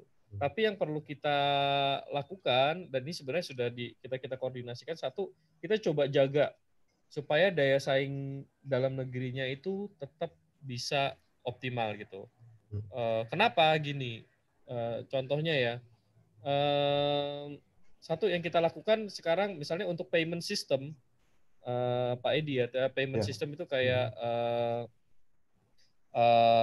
Dana gitu ya, OVO segala macam kita taruh, mereka nggak boleh lebih dari majority gitu ya, nggak asing itu nggak boleh punya lebih dari mayoritas gitu. Nah, jadi harus perusahaan dalam negeri ininya. Nah, untuk di payment gateway-nya juga kita lakukan seperti payment gateway itu untuk payment system untuk memproses di belakang dari ya misalnya kita pakai kartu kredit, pakai debit segala macam di merchant-merchant itu kan, atau nanti kita bayar di OVO, bayar di Tokopedia, Shopee segala macam. Nah itu payment gateway-nya itu juga harus dimiliki oleh mayoritas itu dimiliki oleh dalam negeri gitu. Jadi kita coba jaga itu. Oke, payment system yang merupakan aspek fundamental dari dunia ini dan juga mungkin yang lebih besar ya, itu harus dimiliki oleh dalam negeri. Yang kedua, rambu-rambu yang kita atur berikutnya adalah kita tahu nih ada di beberapa e-commerce itu ternyata banyak merchant-merchantnya juga dari luar negeri gitu ya, dari Cina, dari mungkin dari negara-negara lain ya. Jadi kan kalau kita kadang beli baju satu atau beli apa satu gitu kan, ya di bea cukai segala macamnya sebenarnya mereka karena cuma satu barangnya murah nggak kena pajak gitu, nggak kena biaya masuk. Nah itu kemarin dengan Kementerian Keuangan kita udah turunkan tuh limitnya dari tadinya kalau nggak salah 500.000 something, kalau nggak salah turun cukup signifikan di bawah 100.000 gitu. Jadi itu juga kita lakukan. Jadi kita coba lihat sekarang daya saing di dalam negerinya ini harus bisa dominan. Memang satu hal yang masih menjadi PR itu adalah dalam hal kemampuan pendanaan, Pak Edi ya. Jadi kalau misalnya kita ngomong seed funding ya, seed funding itu masih di awal-awal ya, itu masih banyak dalam negeri, venture capital dalam negeri masih banyak. Seri A masih banyak, seri B masih banyak, tapi udah masuk C, D segala macam, yang duitnya udah puluhan juta dolar, ratusan juta dolar segala macam, itu udah majority asing gitu. Iya. Jadi ini juga satu hal yang ya ini menurut saya ini fenomena global di banyak negara. Kita sebenarnya waktu itu saya sudah bicara dengan teman-teman di venture capital, kita coba bikin regulasi walaupun mereka mungkin secara majority gitu ya punya saham mayoritas, tapi kontrolnya itu masih dipegang oleh founder-foundernya gitu. Jadi dalam hal keputusan-keputusan strategis perusahaan atau startup itu masih dipegang oleh sisi foundernya. Nah sekarang itu masih dilakukan B2B kayak misalnya Tokopedia, Gojek gitu ya, walaupun saham dari foundernya itu udah kecil, tapi ada shareholder agreement di antara mereka bahwa keputusan-keputusan strategis tetap diambil oleh founder ini gitu. Iya. Jadi kira-kira seperti itu. Saya sih nggak melihat terus terang ini perlu kita atur karena menurut saya belum tentu pemerintah ini tahu lebih baik dibandingkan oleh para pelaku-pelaku usaha ini dalam hal bidang startup ya. Jadi saya pikir kita coba sesuaikan regulasinya untuk ini bisa tumbuh, tapi kita juga sesuaikan koridor-koridor bermainnya. Jangan sampai nanti kebablasan. Saya pikir itu Pak Edi. Ya, makasih Pak Septian. Ya sangat itu ya menarik. Memang kalau kita yang di lapangan ini, saya kira kita lihat prospek itu banyak sekali gitu, dan memang upaya pemerintah itu besar ya. Cuma masih dilakukan oleh berbagai kementerian dan lembaga sehingga ya inilah masing-masing mungkin masih ada upaya yang overlapping. Tapi saya kira itu wajar seperti kata Pak Septian ya. Belum tentu kita perlu mengatur itu dengan itu. Dan tadi juga menarik soal control ya. Ini memang kalau startup itu memang dilema ya. Kalau kita lepasnya misalnya mulai spin off-nya itu terlalu cepat, Ya mungkin dari sisi keamanan startupnya tinggi karena dia udah spun off lebih cepat. Tapi mungkin dapatnya tidak sebesar yang angka optimal yang kita mau kalau kita spin off-nya terlalu cepat. Tapi kalau kita menunggu lebih lama, mungkin value-nya akan naik, tapi survivability-nya yang mungkin itu ya tanda tanya gitu, selalu dilema. Oke, saya mulai ambil ini pertanyaan dari teman-teman pemirsa ini. Mungkin ada beberapa pertanyaan saya lihat yang mungkin terlalu makro atau mungkin konteksnya harus dibahas di sesi lain, agak saya skip ya. Jadi saya mulai dari Aswab ya, ini dari Mas Aswab. Jadi mungkin yang relevan pertanyaan pertama ya, apakah kita tidak bisa memaksimalkan market di negara kita sendiri dengan fokus memproduksi barang atau jasa yang sesuai dengan market Indonesia yang lebih dari 270 juta jiwa. Jadi mungkin bagaimana memaksimalkan ini ya barang dan jasa yang akan dikonsumsi domestik nih. Bagaimana kita memaksimalkan kemampuan kita secara domestik. Mungkin ada nih komentar. Iya, gini, kalau kita lihat sebenarnya pasar ekspor kita itu cukup beragam ya. Jadi kalau kita ke Cina itu mungkin sekitar 12% dari total ekspor kita.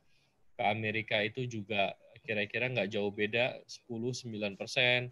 Ke ASEAN malah kita mungkin cukup besar, itu 20%-an. Jadi sebenarnya kalau kita apakah kita sangat tergantung terhadap satu negara atau dua negara? Enggak. Tapi proporsinya memang cukup besar terhadap negara-negara tersebut tadi ya. Cina sekitar 12%-an, Amerika juga. Jadi kalau kita terganggu di sana, sebenarnya dampaknya juga cukup signifikan.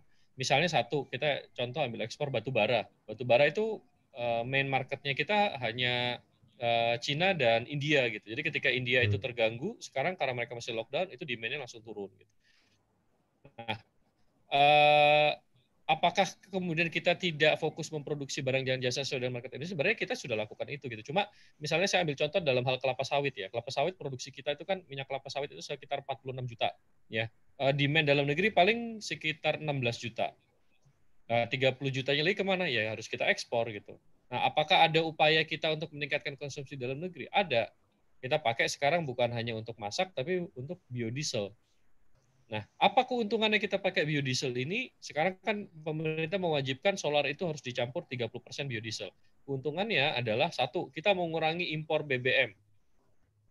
Impor BBM berkurang, di satu sisi itu kan menghemat devisa. Di sisi lain, kita pakai biodiesel, produk dalam negeri, banyak petani-petani yang akan terbantu karena program ini gitu. Jadi itu kita lakukan. Jadi kita sekarang coba melihat secara strategik apa-apa saja yang kita bisa, saya sebut namanya mungkin substitusi impor ya. Dalam hal obat misalnya, kita ngalamin banget nih soal COVID ini. Ketika banyak negara kemudian karena mereka juga butuh, ketika kita minta itu setengah mati gitu. Ternyata kita bisa tahu bahan baku obat itu kita 90% masih impor. Bahan bakunya ya, bukan obatnya ya, bahan baku obatnya. Itu 60% dikuasai oleh Cina, 30% dikuasai oleh India. Jadi 90% di seluruh negara di dunia itu dikuasai oleh dua negara ini aja yang memproduksi bahan baku obat gitu. Sekarang strateginya kita gimana? Nah ini lagi sedang dikerjakan oleh tim saya. Satu, kita lihat bisa nggak obat-obatan ini disubstitusi oleh obat-obatan herbal gitu. Kan kita kaya kan obat-obatan herbal. Nah jadi ini kan sintesa kimia rata-rata kan obat-obatan yang banyak dipakai sekarang. Ini kita cek bisa nggak sih ini disubstitusi oleh obat-obatan herbal? Oh ternyata bisa kok, udah ada. Dan cukup beragam produknya. Sekarang udah ada 15 obat-obatan herbal yang standarnya itu sudah sama dengan obat-obatan kimia gitu. Kita sebutnya fitofarmaka gitu. Yang kedua, kita coba substitusi nih bahan-bahan baku obat kimia tadi bisa nggak kita bikin di dalam negeri? Ternyata banyak yang bisa dan itu kuncinya ada di industri petrokimianya gitu. Jadi ternyata bahan-bahan kimianya ini kalau ditarik ke ujung-ujungnya itu sebenarnya dari industri minyak bumi gitu, pengolahan minyak bumi. Jadi ini kita sudah melihat kok substitusi impor. Tapi kan ada produk-produk kita gitu ya yang memang konsumsi dalam negerinya belum terlalu tinggi gitu. Jadi kita mau nggak mau harus ekspor gitu. Nah Itu tadi soal ini ya, soal market ya. Yang kedua soal ini kan terkait dengan investasi ya, investasi asing mungkin lebih spesifik soal Cina. Begini, kita sudah mempelajari kok model-model yang dilakukan oleh Cina di banyak negara di Afrika, kemudian di Bangladesh, di Sri Lanka. Apa yang mereka lakukan adalah Cina memberikan pinjaman ke pemerintahnya, pemerintahnya kemudian ngasih uangnya ini ke BUMN mereka ini akan kerjasama dengan BUMN Cina gitu. Jadi utangnya ini utang ke pemerintah gitu. Jadi kalau ada kenapa-napa dengan proyeknya, ya pemerintahnya mereka yang akan menanggung gitu. Nah, kita enggak gitu. Jadi ketika 2015 saya sudah sampaikan waktu itu ke Pak Luhut, saya bilang enggak Pak. Kalau di kita harus B2B. Artinya apa?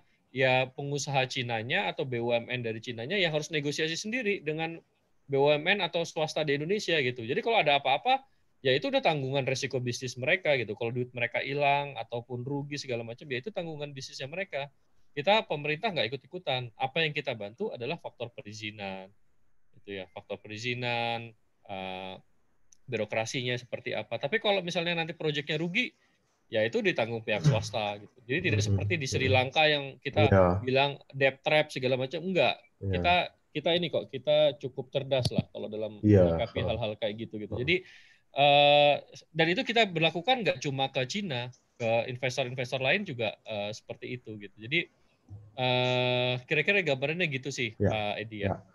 Ya, makasih Pak Septian. Saya kira itulah gunanya itu ya, meng-hire milenial di Kemenko Maritim gitu ya. Jadi keputusannya lebih lincah dan cerdas lah gitu ya.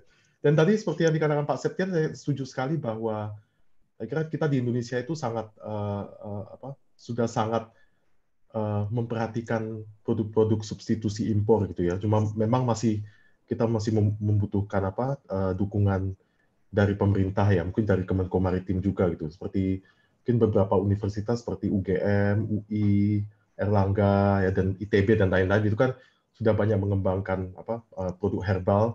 Kita di UGM juga sangat banyaklah produk itu ya, Gamma Herbal kita sebut itu. Juga di teknologi substitusi impor dan berbagai macam teknologi yang lain. Jadi mungkin dukungan pemerintah yang harus lebih bisa kita dibantu gitu ya, misalnya untuk mempercepat izin edar dan segala macam itu yang sangat-sangat kita butuhkan. Oke, makasih. Saya lanjut ke penanya berikutnya, mungkin dari Muhammad Eko Fitrianto. Ini dari MD, Magister dan Doktor UGM. Jadi Eko ini bertanya tentang prospek industri jasa berbasis high contact, seperti hotel, jasa potong rambut, jasa salon kecantikan, dan lain-lain yang tidak memungkinkan untuk melakukan transformasi produk ke digital. Ini bagaimana upaya pemerintah agar mereka bertahan gitu, Pak? Ya, satu Pak, memang ini sektor yang paling terdampak ya kalau saya lihat ya, terutama itu hospitality, turis ya. Ada dua ya kalau kita lihat apakah untuk sektor turis-turis mancanegara, saya pikir ini nanti recovery-nya akan cukup lama Pak Edi ya. Kita masih belum kelihatan nih, tapi ada satu kedeputian Pak Luhut yang menangani hal ini. Sekarang kita lagi coba untuk kita ngomong turis internasional ya. Kita lagi coba kerjasama bilateral dengan beberapa negara, misalnya dengan Singapura, dengan Australia, segala macam, untuk kita punya protokol kesehatan. Itu protokol kesehatan seperti apa gitu. Apa yang harus dilakukan, A, B, C, D, E-nya seperti apa gitu. Jadi kalau kita udah punya kesepakatan, saya pikir ini bisa dibuka. Jadi nanti kalau ini bisa dibuka, ya otomatis turisnya akan kembali gitu. Tapi ini kita masih sangat berhati-hati terus terang untuk ini karena ya ini kita perlu kesepakatan soal protokol kesehatannya. Terus yang kedua, yang kita akan dorong adalah sebenarnya untuk turis-turis dalam negeri. Tapi ini juga kita masih sangat hati-hati, Pak, karena kalau kita lihat COVID-nya ini penyebarannya masih terlalu tinggi, tentu saja ini akan beresiko. Nah, ini saya pikir ini saya sangat ini ya menurut saya ini terkena dampak cukup signifikan ya, terutama hotel, turis, pariwisata itu signifikan gitu.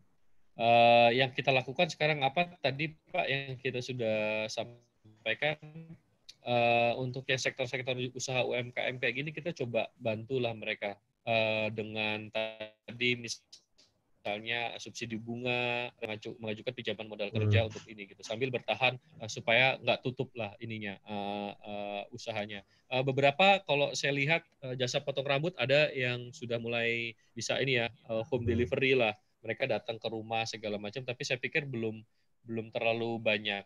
Tapi saya mau kasih tahu satu hal, apa yang sejauh mana recovery kita ekonomi kita ini juga akan tergantung oleh vaksinnya ya.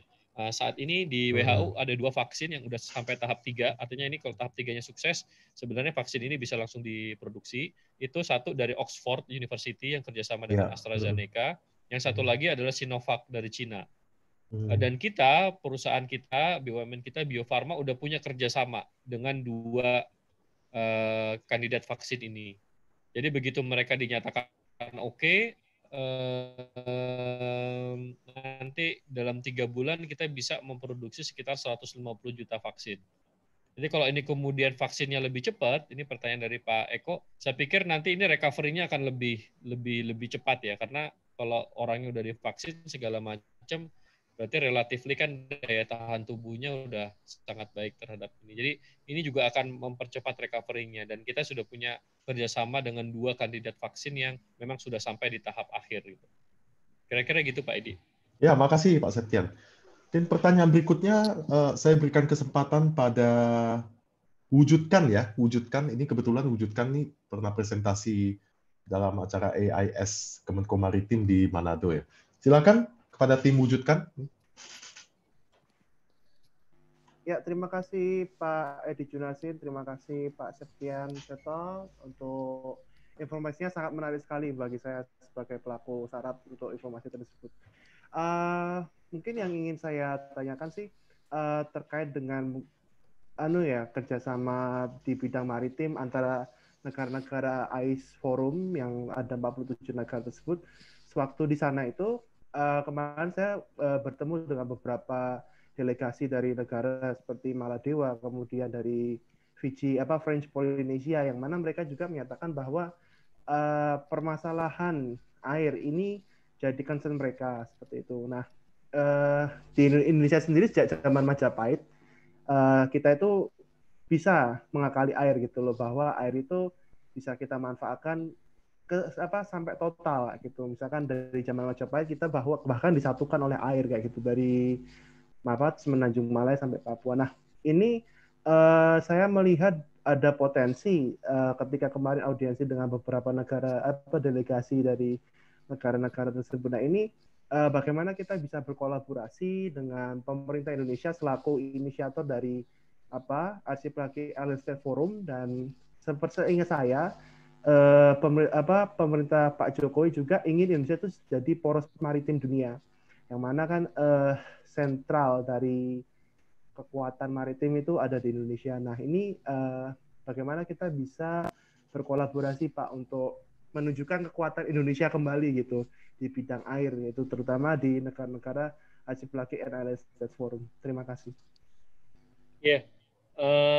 Thank you Calvin ya. Saya lihat ini sih tadi pas saya sempat tanya, sebenarnya ini value proposition-nya baik nih karena air ya. Karena saya tahu ini di banyak negara ini adalah isu yang sangat sensitif, dan ini adalah infrastruktur strategis buat negara ya. Jadi biasanya kalau saya lihat di negara-negara barat itu perusahaan-perusahaan penyedia air bersihnya itu is very highly regulated ya sama government ya. Beberapa mungkin bahkan itu agak dilarang untuk asing masuk ke sektor itu. Jadi saya pikir kalau ini nanti saya belum pelajari detailnya, tapi nanti Calvin saya pengen ketemu supaya kita bisa bahas ini. Jadi konsepnya seperti apa segala macam untuk penyediaan air bersihnya ini saya pikir akan sangat menarik untuk dikembangkan ya, karena di beberapa daerah saya tahu misalnya kayak di Labuan Bajo itu yang pariwisata itu sangat kesulitan nih untuk air bersihnya. Jadi saya pikir kalau ini nanti bisa dikembangkan, ini akan banyak membantu juga banyak wilayah di Indonesia yang kesulitan dalam hal penanganan air bersih ya, terutama kalau kita bilang di Indonesia Timur ya, di daerah NTT segala macam. Nanti kita bisa ini Calvin ketemu untuk kita bisa bahas nanti seperti apa yang bisa nanti kita bantu untuk itu, untuk mengembangkan, wujudkan. Oke, terima kasih Pak Septian Seto. Kemudian Pak, saya nitip salam untuk Pak Odong ya. Ya. Oh, Oke. Makasih Calvin ya, makasih. Dan berikutnya ini saya lihat ada pertanyaan yang mungkin agak spiritnya agak mirip ya, dari Rico Enggo. Ini menanyakan tentang mesin dan robot dengan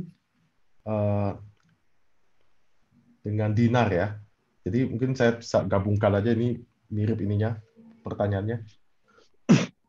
Kenapa unicorn seperti Gojek bisa mengalami PHK massal? Ditanyakan. Apakah valuasi startup itu tidak bisa mencerminkan going concern-nya startup? Gimana Pak Septian kira-kira?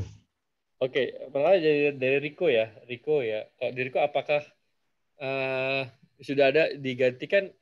Kan kita sekarang ada yang namanya OSS ya, online single submission segala macam, di mana proses perizinan itu di ini secara online ya, secara mesin ya. Itu sih udah banyak itu posisi yang tergantikan ya di pemerintahan dengan adanya OSS ini. Dari yang soal pelaksana, pemeriksa kelengkapan dokumen segala macam itu kan sebenarnya sudah digantikan posisinya oleh mesin. Yang tadi dari Dinar, kenapa Gojek bisa PHK massal? Yang di PHK itu adalah kalau saya lihat itu pekerja-pekerja yang misalnya kayak Go Massage gitu ya, Go Glam apa. Jadi yang memang tadi pertanyaannya Pak Eko Fitrianto, memang itu sektor-sektor yang sangat terdampak gitu. Itu demand-nya bisa benar-benar nol gitu. Jadi buat Gojek ya mereka juga harus bertahan dari situasi krisis ini ya, mau nggak mau akhirnya ini terjadi PHK. Tapi setahu saya pesangonnya itu sangat generous yang diberikan, sama seperti Grab yang kemarin juga melakukan PHK. Jadi kalau ini sih saya nggak terlalu worried ya. Tapi kalau saya lihat ada beberapa tren PHK yang disebabkan karena perusahaannya atau startupnya itu harus tutup gitu, karena ya itu tadi nggak disiplin soal pengelolaan dana, terus kemudian soal investasinya juga ekspansinya tidak terukur segala macam. Jadi kalau itu memang sangat disayangkan sih, itu saya tahu ada cukup banyak startup yang seperti itu. Nah, ini mungkin pertanyaan berikut ini mungkin lanjutan dari yang tadi, tapi berkaitan dengan crowdfunding ya. Dari Anita Wijayanti ini menanyakan potensi itu ya, peluang berkembangnya pendanaan digital melalui crowdfunding. Jadi menurut Anita ini dia melihat bahwa pendanaan melalui crowdfunding ini masih lebih banyak ke aspek sosial dan kesehatan, seperti kitabisa.com dan yang lain-lain. Jadi apakah sudah ada dan mungkin mengenai peluang ke depannya untuk pendanaan startup melalui crowdfunding, mungkin termasuk ECF ya. Silakan Pak Septian. Setahu saya sih ada beberapa ya, tapi kalau di luar negeri itu ada websitenya tuh. Kalau kita kemudian ini produknya gini, terus kemudian ada nggak orang yang mau bantuin, itu sebenarnya ada. Sebenarnya sih peluangnya cukup mungkin ya dibikin seperti itu. Saya belum tahu sih. Mungkin udah ada tuh, tapi saya belum tahu ini platformnya apa. Tapi menurut saya kalau saya ngelihatnya gini ya, sebenarnya peran investor di dalam tahap seed funding gitu ya, di tahap-tahap awal itu sangat penting gitu. Jadi kalau kita bisa dapat investor-investor yang sudah well established ya, kayak venture capitalnya sudah well established seperti SMDV, East Venture, Alpha JWC, terus kemudian AGT, itu mereka biasanya bisa membantu kita juga, bantu founder itu untuk gimana sih tahapan-tahapannya gitu untuk launching produk, kemudian apa yang bisa diberikan saran-saran, terus programmingnya. Mereka bisa ada timnya tuh, kayak misalnya ada satu venture capital yang saya tahu mereka punya tim finance-nya untuk membantu nanti founder-founder ini mengelola keuangannya. Ada mereka punya tim IT-nya untuk memperbaiki sistem yang mereka miliki segala macam. Jadi sebenarnya lebih ke sana sih. Jadi kalau menurut saya kalau value proposition-nya bagus segala macam, sebenarnya nggak usah khawatir kalau ini nggak bisa dapat funding ya. Gitu. Kuncinya apa? Kuncinya ya harus bisa inovatif gitu. Jadi jangan trend following ya. Kalau saya bilang kalau trend following itu misalnya, oke ini lagi booming nih e-commerce, e-commerce ya kita bikin e-commerce toko-toko e-commerce yang ya menurut saya akan sulit bersaing dengan unicorn yang udah ada sekarang gitu. Jadi harus bisa inovatif juga gitu. Kayak Aruna saya contohkan, Aruna itu sampai sekarang belum ada kompetitornya yang mereka bisa masuk seperti Aruna ya. Karena memang itu butuh skill, butuh pengetahuan yang mendalam. Itu founder-foundernya rupanya memang mereka besar di desa nelayan gitu. Jadi mereka sangat tahu nih kesulitan bapak-bapak mereka yang jadi nelayan dalam hal memasarkan produk, dikerjain sama tengkulak segala macam gitu. Jadi so far sampai sekarang belum ada yang bisa startup yang masuk ke sektor yang mereka masuki sekarang dan untuk compete dengan Aruna ini. Iya. Dan berarti kembali lagi ke tadi Pak Septian ya, value proposition yang baik, kemudian eksekusi yang baik dan juga kedisiplinan itu ya. Kembali ke ya. Jadi ditambah dengan mungkin kalau kasus Aruna itu blue ocean juga dia ya. Jadi sektor yang masih belum banyak dilihat pada waktu itu. Dan ini kebetulan kan kita juga lagi research dengan OJK. Jadi memang mungkin dalam kaitannya dengan pertanyaan tadi, OJK memang sedang mengarahkan itu ya, perizinan itu ke crowdfunding yang produktif. Jadi secara tidak tertulis OJK tuh udah bilang kalau ada regulatory sandbox ya, ada startup crowdfunding masuk regulatory sandbox, tapi yang konsumtif kemungkinan besar akan ditolak karena sudah banyak gitu. Tapi yang produktif ini yang masih belum banyak dan akan diprioritaskan lah untuk perizinan itu. Juga sekarang kita ada ECF itu ya, equity crowdfunding. Ya tidak hanya crowdfunding dalam bentuk utang tapi juga equity crowdfunding. Jadi seperti reksadana lah, reksadana tapi bentuknya startup gitu. Jadi saya kira banyak ya itu ya. Nanti pertanyaan masih banyak sekali, tapi mungkin saya harus ambil pertanyaan terakhir ini karena sudah mendekati batas waktu kita. Mungkin berikutnya ini pertanyaan dari Vita ya. Jadi Vita bekerja di perusahaan swasta sebagai kontraktor terkait dengan Omnibus Law. Apakah bisa diberikan insight bagaimana Vita dan rekan-rekan sebagai pekerja merasa tidak dirugikan oleh peraturan ini? Karena paham bahwa ini akan boost up investasi untuk negara. Yang kedua, apakah Omnibus Law ini akan memungkinkan investor untuk memperlakukan employee sebagai aset, bukan sebagai expenses, bukan sebagai sebuah expense lah gitu. Silakan Pak Septian. Iya, terima kasih. Menurut saya sih Mbak Vita ya, nggak usah terlalu khawatir soal ini, karena kalau saya lihat adjustment-nya pun juga nggak parah ya. Maksudnya kalau kita bandingkan dengan Thailand itu kita masih on par lah. Vietnam bahkan lebih jelek gitu ya. Jadi menurut saya sih kuncinya itu adalah masalah productivity gitu. Jadi kalau Mbak Vita misalnya bisa mengembangkan skill dan kemampuannya untuk peningkatan productivity ini harusnya sih nggak usah worry. Saya lihat nanti perusahaan-perusahaan terutama ini kalau dari sisi kontraktor ya, memang saya juga banyak berhubungan sama kontraktor ini karena proyek-proyek LRT, kereta cepat, saya ikut menangani di sana. Ya, kalau kita lihat memang kalau kontraktor ini kan nature bisnisnya sangat fluktuatif ya. Jadi kalau misalnya ekonominya lagi bagus, proyeknya lagi booming, segala macam, tentunya mereka akan sangat terbantu gitu. Tapi kalau ekonominya lagi jelek, proyek-proyek properti lagi turun, mereka nggak ada. Jadi kalau kita lihat perusahaan-perusahaan yang kontraktor yang bisa bertahan, satu rata-rata mereka memang memiliki manajemen yang baik lah, reputasinya juga bagus gitu. Jadi bisa dipercaya sama orang gitu. Ini saya pikir penting. Nah, untuk bisa mereka melakukan itu, tentunya mereka harus memiliki sumber daya manusia, pekerja-pekerja yang bagus gitu. Productivity-nya bagus, integrity-nya bagus, segala macam. Jadi kalau misalnya itu, saya pikir sih ya itu, ya mereka melihatnya itu sebagai aset gitu. Tapi kalau misalnya mohon maaf kalau misalnya perusahaan kontraktornya reputasinya jelek gitu, hanya mau untung jangka pendek segala macam, itu saya pikir akan sangat sulit ya. Tapi tadi yang saya sampaikan kalau dengan Omnibus Law ini akan meningkatkan investasi, peluang kerja yang lebih banyak, saya pikir nanti kemungkinan atau probability untuk switching ke pekerjaan yang lebih baik, saya pikir akan sangat terbuka gitu. Jadi saya kira sih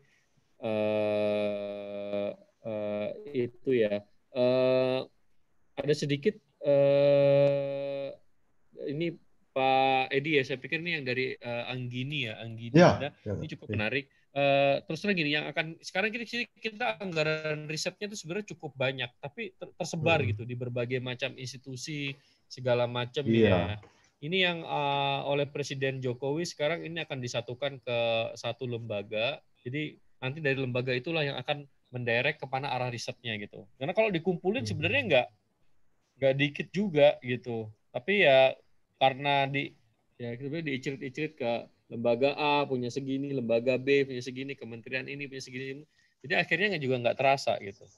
Jadi saya pikir itu. Terakhir dari Henry, kemungkinan besar di minggu pertama Agustus Omnibus yang akan dikeluarkan. Saya pikir itu Pak Edi. Ya Pak Septian, ini tadi menarik juga yang tentang research itu ya, karena kami di universitas kan nature pekerjaannya itu research ya. Jadi kalau mungkin boleh mengusulkan juga ya, memberi saran juga, mungkin kita harus memperlakukan. Tapi tadi bagus sekali bahwa ini akan disatukan menjadi badan riset nasional ya. Jadi satu lembaga yang memang mengurusi riset. Saya kira ini akan sangat luar biasa berdampak bagi perkembangan riset. Tapi mungkin usulan kami juga bahwa kita mungkin harus memperlakukan riset sebagai sebuah investasi gitu ya. Jadi selama ini kan yang terjadi itu seperti yang dikatakan Pak Septian, ini lembaga yang memberikan juga banyak, dan kebanyakan itu hibah-hibah riset itu kebanyakan di belakang gitu. Jadi ada hasilnya dulu, kemudian mendapatkan hibah gitu. Jadi memang mungkin ada perubahan yang harus kita lakukan, jadi sebagai sebuah investasi juga gitu. Jadi mungkin ada dana riset yang harus diberikan di depan, tapi tentunya dengan tanggung jawab gitu. Tanggung jawab misalnya harus ada target itu ya, berapa penelitian dalam 2 atau 3 tahun dan sebagainya, dan ada konsekuensi ya, ada stick-nya, tapi juga ada carrot-nya gitu ya. Untuk investasi di depan juga. Oke, ya malam yang luar biasa. Saya kira ini sampai saat ini masih 400 pemirsa ini sedang mengikuti acara ini, dan saya kira kalau kita teruskan mungkin bisa sampai tengah malam gitu, karena banyaknya pertanyaan. Dan sekali lagi kita sangat bersyukur ya, sangat berterima kasih pada Pak Septian ini menyempatkan diri, luar biasa sekali. Tapi sekali lagi karena waktu sudah menunjukkan lebih dari jam 9, saya kira kita harus mengakhiri acara ini untuk malam ini. Tapi minggu-minggu ke depan kita masih ada RISE ya, di minggu ke-6, minggu ke-7 gitu, dan masih banyak topik-topik menarik yang akan kita diskusikan, tentunya dengan narasumber dan moderator berikutnya. Oke, terima kasih banyak Pak Septian sekali lagi. Terima kasih Pak Edi. Banyak ya, dan semoga kerjasama kita terjaga erat, dan kedepannya semakin itu Pak ya, semakin banyak hal yang bisa kita kerjakan bersama. Oke. Makasih Pak Septian, saya kembalikan ke Raras ya. Terima kasih. Baik, terima kasih. Benar, seperti kata Pak Edi, ini diskusi pada malam hari ini sangat-sangat luar biasa, dan pastinya juga semoga banyak hal-hal yang bisa menjadi pengetahuan baru untuk teman-teman dan pemirsa yang sampai sekarang nih antusiasmenya tidak turun-turun loh sampai akhir. Tadi saya lihat malah terus meningkat, sekarang ada di angka 396, tadi sempat tembus ke angka 400 juga. Jadi semoga kita juga bisa learning to unlearn ya, bisa diambil mana ini kira-kira hal-hal yang masih bisa diaplikasikan di masa sekarang, dan mana yang sekiranya sudah tidak dapat diaplikasikan gitu kepada teman-teman. Dan sekali lagi saya mengingatkan, untuk form evaluasi dan juga absensi, ini sudah bisa teman-teman isi, dan linknya bisa teman-teman periksa di kolom chat masing-masing ya. Itu nanti bisa diisi di sana untuk nama email, harap untuk diperhatikan penggunaan huruf kapitalnya juga, karena nanti nama yang ditulis oleh teman-teman ini adalah nama yang akan ditulis di e-sertifikat. Jadi sayang kalau misalkan nanti ada typo-typo namanya gitu ya. Oke, teman-teman, sekali lagi saya mengucapkan terima kasih juga kepada Pak Septian selaku pembicara pada malam hari ini, kepada Pak Edi juga selaku moderator pada malam hari ini. Semoga kedepannya bisa kembali untuk berkolaborasi ya Pak ya, dan juga tetap memberikan informasi-informasi dan juga ilmu-ilmu pastinya untuk teman-teman juga sekalian gitu. Nah, kita akan kembali di hari Kamis depan pastinya di RISE 1.0 Learning to Unlearn dengan moderator dan juga narasumber yang tidak kalah luar biasa lainnya ya teman-teman. Acara ini juga bisa terselenggara atas dukungan dari UGM Technopark, Innovative Academy, dan juga Gama Inovasi Berdikari atau GIB, dan juga Gama Multi Group. Acara ini juga dipersembahkan dan dibantu oleh media partner kami, Suara Gama FM dan juga Jogja Family, dan diorganisir oleh Suara Gama Training Center. Gitu teman-teman. Jadi sampai bertemu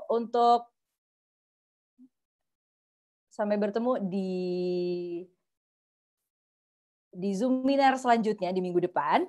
Dan semoga teman-teman juga sehat selalu mematuhi protokol kesehatan. Dan yang terakhir, selamat malam. Saya Kani Rara mohon undur diri dulu. Wassalamualaikum warahmatullahi wabarakatuh.